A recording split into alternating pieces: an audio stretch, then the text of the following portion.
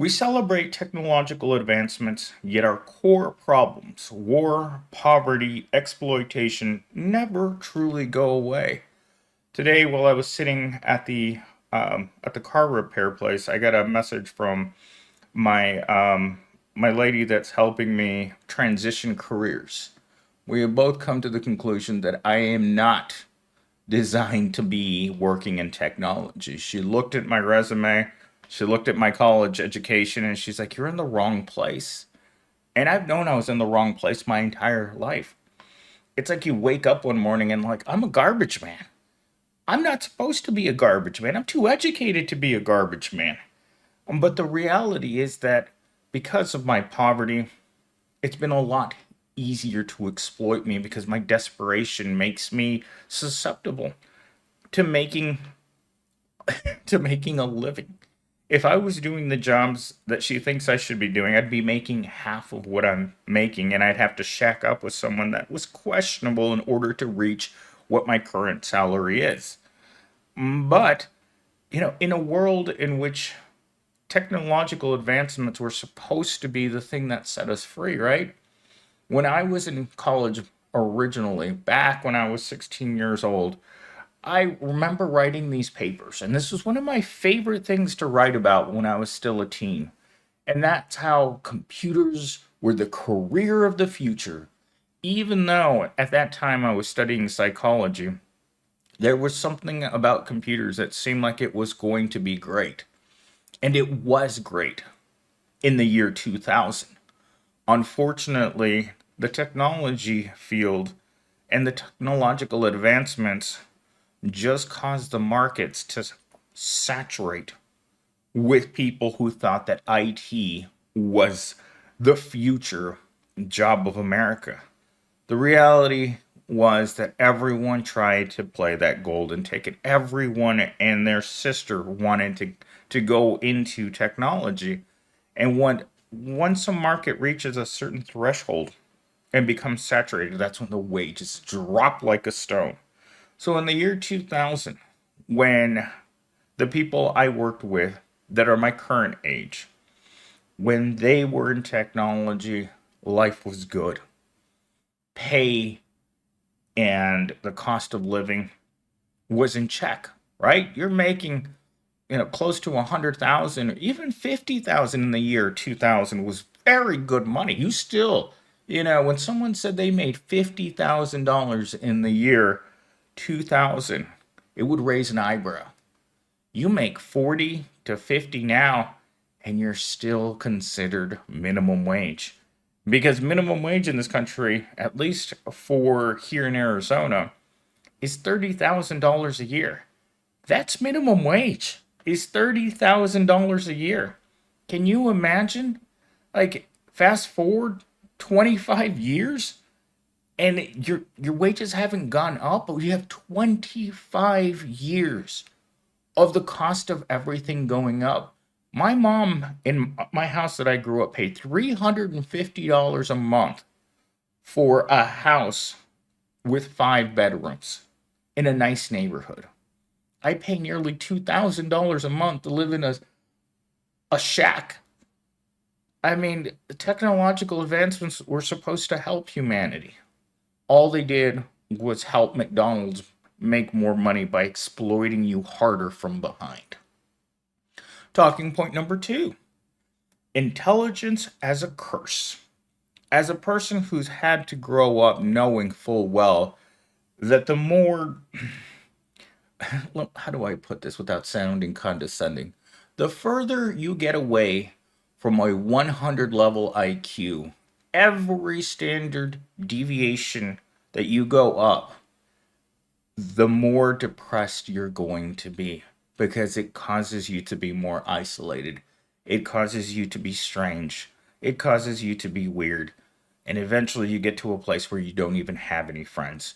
Your own family doesn't like you. Society doesn't like you. Society is a real problem with people who think. And I'm talking a real hard on for people who think because they're the disruptors. And I've been called a disruptor at work because I point out everything that's wrong. And when you're that guy, You can't just shut up. You look at things and they don't seem right. And instead of pretending that everything's fine and just smiling, because that's what society wants you to do. They want you to have an IQ of 100, show up at McDonald's every day, smile for the customers, and go home with your soul oozing out of your rear end. That's what real life is like. Smile, smile, smile. You can't let on that you're dying on the inside because no one wants to hear that. What I said earlier about the NPCs talking to one another. NPCs don't talk to each other about real things. They talk to each other about certain things, right? We know what those things are. They love talking about getting it on. They love Susie. They love sports. They love any form of entertainment, especially the entertainment that involves getting it on. I'll I'll be the first to admit I've shaken hands with the governor a lot today. That's the only entertainment that passes in my book. But think about it. Oh my god. I'm gonna have to stop myself right there and continue reading the talking point. Unlike animals, humans are aware of their mortality, which leads to anxiety, greed, and conflict. Now, the anxiety is held by the proletariat because we're anxious. And the number one thing that we're anxious about is when will this end? Will I get to retirement? Sadly, no, because it's not in the cards for the proletariat. Is poverty? Yes. Is greed? Absolute greed. Every corporation in America knows what the cost of living is, but they're not interested in living wages. Even when asked to do better for society, they're like, you know what? I'd rather be rich and watch the world burn than do anything to help society. Because that's the kind of insert words I can't say on this channel right there. That's how I feel about the tech billionaires. They could be doing so much more, but instead, you know what they're going to do? They're going to hoard all that money and buy another $1 billion yacht while you scratch yourself and you look at the hub and think, you know what? A woman that beautiful wouldn't even acknowledge my existence. While I was walking through the Kroger's this afternoon, I looked at women all below fives, right? And I thought, they looked at me and I was like, not a chance in hell. And it makes you conflicted because the only difference between the version of me and the version that gets all the pink taco is money. So you're conflicted inside often, more often than not. What am I doing wrong? And the fact is that what you're doing wrong is that you're not rich. Look at Jeff Bezos or Elon Musk. Do you think any woman would want to have a child with those freaking weirdos? Of course not. Women look at guys like that without money. And this is actually something I heard from someone last week or something. The difference between a guy that's unattractive and that women will still go out with is money. If he's and also really good looks. So if you're the exact same guy and you're like a 10, let's just say you're a 7 or above, right? The exact same guy, women would consider him, the closer you get to a 1, the more of a creep you become. And it is so true. The poorer and uglier you are, the automatic title of creep gets added right above your head. And below that title, across your forehead, is the word loser. And our society's full of these non-breeding bulls. And they will not breed. In fact, the other day I was talking to Gen Z because he was upset that this person that he wanted to go out with had her tubes tied. And he's like, well, what if I want to have children? It's like, dude, look at yourself. Go in the bathroom and look at yourself, man. Think of, you're broke, you're short, and you're fat. No woman's gonna want that. If you don't have anything to offer, if what you bring to the table in a relationship is just a great personality, tell you this much, you're going to be single a long time until some girl can look past your poor beep beep and see how great your personality is. Because at least I've noticed this with myself. Your personality gets progressively worse the poorer that you are. You could have the greatest personality in the world, but if you're short, fat, and ugly and broke, no one's ever going to bother to even look. It's like the cover of the book doesn't even. No, you're not going to open that book. And as a person who's been perpetually single my entire life because of all of the things that I just mentioned, it sucks. Because the only person that I'm going to talk to this weekend was my career services lady that's helping me. That's it. If I hadn't gotten to talk to her, if she hadn't reached out to me today so that I could sit in that waiting room, at least doing something productive, right? But no, I would not have talked to anyone or seen anyone this weekend. I just would have sat here in the dark making videos all day so I don't have to work on YouTube next week, which is my plan for tomorrow. I don't plan on moving from this chair until I make 4 additional videos tomorrow. And let me tell you, it is really hard to roll out videos one after another when they're about the things that I talk about. Even I get depressed from spending, imagine that each video takes 20 minutes to record audio and then another 40 minutes of putting together the stuff that goes with it, right? Coming up with the titles, descriptions, background images, and thumbnail. I know ChatGPT does a lot of it, but ChatGPT is a tool. It's a hammer, and you still have to wave it. And it can't just create. You can't just tell it to do something that's going to do it. You got to give it the right prompts. You got to look at the thumbnails. You got to analyze the data. And even putting together the script takes time, effort. When I do these things, it's first I get a raw sense of what I want, one paragraph. That paragraph gets paired with the title. That title creates a script. That script creates talking points. And then we've got to create a monologue, a toxic positivity. Then we've got to go create the background images. And then finally the thumbnail. That takes time, people. A lot of time. So when I make these videos ahead of time, it's because I don't want to come home after a emotionally devastating day at Evil Corp to do this. All right, so let's quickly get through our talking points because we have 2 minutes left because I talk too much. All right. If intelligent life were common, wouldn't we have seen evidence of this by now? But the universe is silent on intelligence because it is very rare.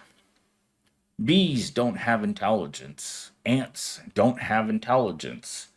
Primitive people, yes, they had intelligence, but their technological advancements would keep them living in caves for thousands of years because in order to move up as a species, you have to have technological advancements that perpetuate from one generation to the next. Because if you can't write things down, if you can't save things, if you can't transfer your technological advancements to the next generation, then you don't advance. And that's the difficulty with humanity, is that it was very hard to transfer your advancements to the next generation without a written language, without ways of storing that information. That's why every time they find scrolls or something hidden in the Middle East, it's like, oh wow, look, we finally got to see a glimpse of what the caveman was doing with the cave girl. And we all know that Susie Rottencrotch hasn't changed much in thousands of years. She needs stuff, she wants stuff, and she's got what she wants between her legs. Intelligence naturally leads to self-destruction. Again, we're coming back to Susie Rottencrotch. Because self-destruction is what Susie is. Any man that's ever met Susie knows that Susie isn't just a pink taco. She needs things, she wants things, she behaves badly when she wants things. She takes your money and leaves you. And Susie's been very good at that. That and making prole children. But that's that's what I believe that naturally leads to self-destruction. Human beings, and what's ironic about this topic is I did an entire section on self-destruction in human beings this morning, which you guys will see on Monday.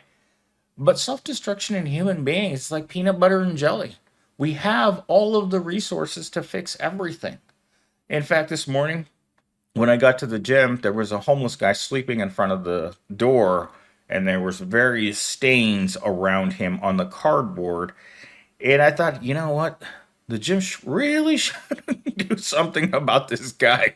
And I was working out inside, and then suddenly I looked out the window while I was doing some lifts, and oh, guess what? They called the police. That's how you deal with the problem of homelessness. Is you call the cops because you don't want to see it.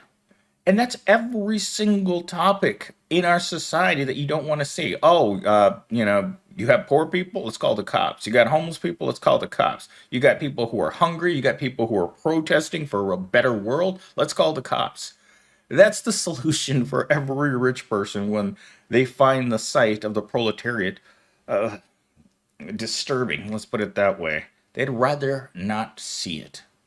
So, Toxic Positivity, it wrote this: sometimes things are just bad, and pretending otherwise doesn't fix anything. The problem of homelessness in America is set to skyrocket. But if we pretend that there's nothing wrong, maybe it will magically fix itself. Because if you're struggling, well, that's just a mindset problem. Remember that. The next time you see a homeless person struggling on the street, it's not that they're struggling on the street, it's just they don't have the right mindset. This kind of toxic positivity drives me up a wall because it's the same kind of thought processes that keep us trapped in jobs that we don't like. It's like, well, I could leave this job, but what if I can't find a better one? And that's the reality for our current job economy. What if I can't find a better one? Then I'm going to end up on the street struggling, but yet again, someone's going to tell you that it's a mindset problem.